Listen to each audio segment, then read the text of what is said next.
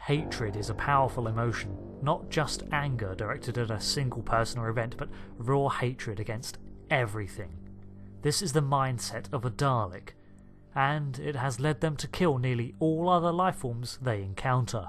The exact dates of the Daleks' history and their governmental structure has changed a lot due to the longevity of the species, the 50+ years of Doctor Who itself, and the fact that time travel is a messy affair that can retcon events out of history. But I'll do my best to summarise them. On Skaro, there were two factions, the Kaleds and the Thals. They were at war, and had been for 1,000 years, so long that neither faction could identify the cause of the war due to rampant destruction on both sides had bestowed upon their culture.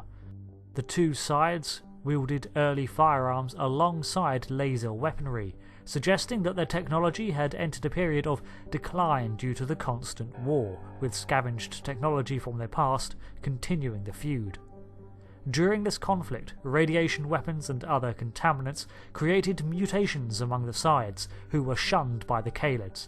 Termed mutos, their rejection was perhaps the origin of the Daleks' inherited obsession with purity, and in an ironic stance considering their later development. A Kaled scientist, Davros, created the Daleks as we know them today by mutating the Kaleds into creatures bred for war and began encasing them in Mark III travel machines, armoured mobile tanks forged from Dalekanium and polycarbide compounds. The term Dalek is an anagram of Kaled, though its origins are a mystery, though it is suggested that the name itself may be a paradox, as Davros was exposed to the term from the Fourth Doctor, who then began to use the name, though it bears similarities to an ancient Scarran... Scarran? Is that right? Scaronian race? An ancient Scarran race, the Dals.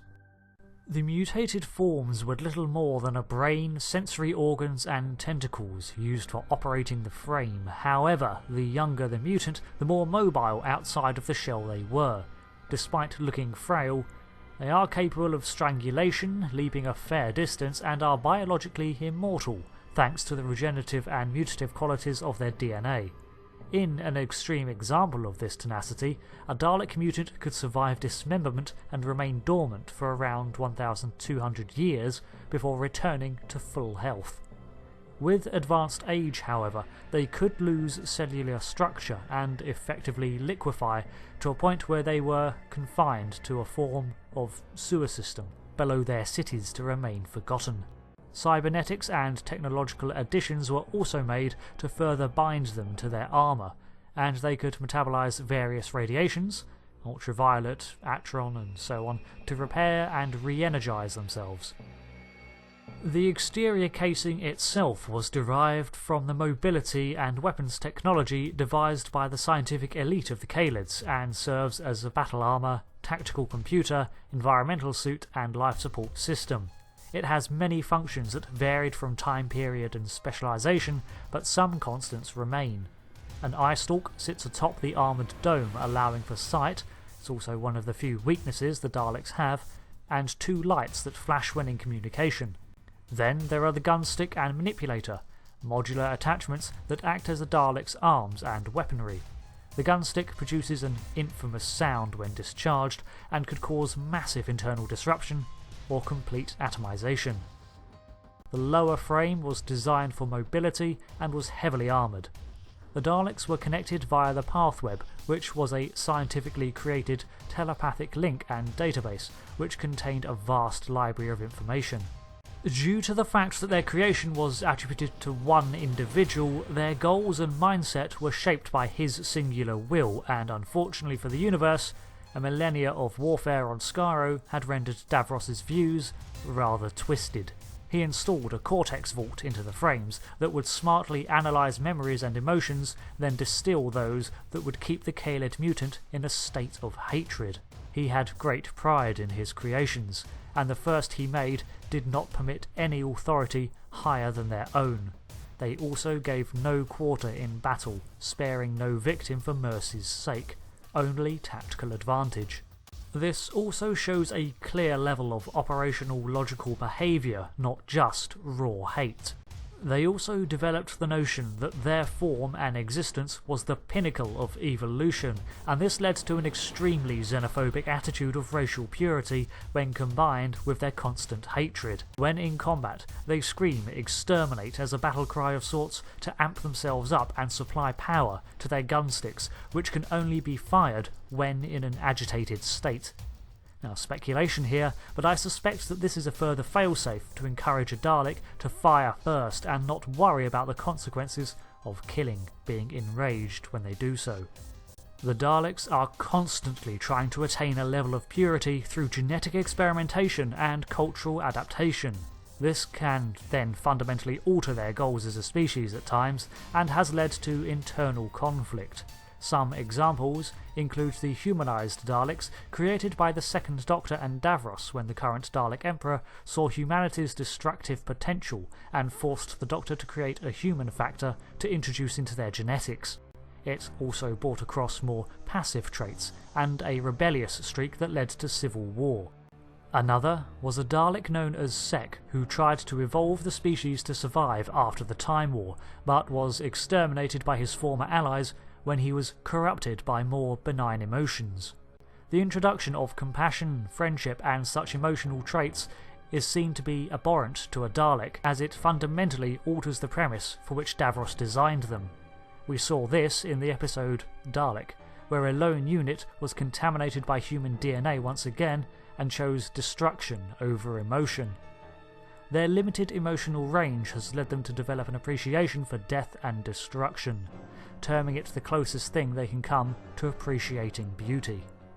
The Daleks' governmental structure has changed significantly over the eons with several radical shifts. A common return point, though, is the position of the Emperor, and thus the Dalek as an empire. They first rebelled against Davros, but then later came to almost deify him as their creator, allowing him great influence over the race, so long as he continued to serve their interests. The same can be said of Dalek Khan, whose actions in rescuing Davros elevated him to a respected position, even as his sanity was lost. At this time, a new Dalek Empire was being established, but ultimately fell to the 10th Doctor, and many of these governmental structures were instituted during attempts to rebuild after the last Great Time War. There was also the creation of the new Dalek paradigm to save the race from extinction, where specialist Daleks would oversee certain operations, but this later gave way to the Parliament of Daleks, overseen by a Prime Minister. So let's look at the most common layout of Dalek hierarchy. At the top of the chain of command is the Dalek Emperor, and there have been several. The Golden Emperor, the Dalek City Emperor, who was cybernetically connected to the Dalek City, and the Emperor during the Time War, who again was installed in his command saucer. There was also the Progenitor Emperor of the new Dalek paradigm, who was then disposed of in favour of the Parliament. Below the Emperor was the Supreme Dalek, also known as the Black Dalek, when this position was occupied by such a unit. This Dalek is the second in command and is often tasked with being the Emperor's voice in campaigns. In instances where there was no Emperor, the Supreme Dalek became the total head of the Dalek Empire. Surrounding these positions were the Imperial Guard, elite black-cased Daleks, and reporting directly to the Supreme was the Time Controller, whose specialty in time travel often led it to outrank the Supreme in matters within its purview. The Daleks also operated a number of divisions. The Eternity Circle was temporal R&D and marked by blue and silver colourings. The Cult of Skaro was an elite unit with greater imagination and therefore emotional range. Volitics Cabal were another elite task group, but more secretive. There was the Dalek Scientific Division, responsible for regular R&D, marked by blue and brass, but orange under the new paradigm. The Strategists were blue and part of the new Dalek paradigm. There was the Eternal Dalek, whose goal seems to be the preservation of the species, and part of the NDP, marked in yellow. There were the Astro Daleks, stationed to observe the space around Skaro, as well as the Recon Specialists, who were among the first dispatched from Skaro and had a variety of extra abilities. Within these divisions were ranks of Daleks. The Dalek Prime is the designation for a current operation commander and a term seemingly used to address any rank, Supremes and even occasionally the Emperor. The Black Dalek oversaw an operation but ranked below the Supreme. A Controller is a designation for a unit overseeing an army or force. The Inquisitor General oversaw the Inquisitors and was known as Dalek X. It reports only to the Supreme, and records only ever mention one during the Time War. A Command Dalek is a designation given to an installation's commander. Likewise, a Saucer Commander is the captain of a Dalek ship. A Red Dalek is an officer with some authority over squads of others, and there is a Blue Dalek with similar responsibilities. It's interesting to note that most of these Daleks were created to fulfill a role, rather than a lower Dalek ascending in rank. But below these are the soldiers of the Empire, and they serve a variety of functions.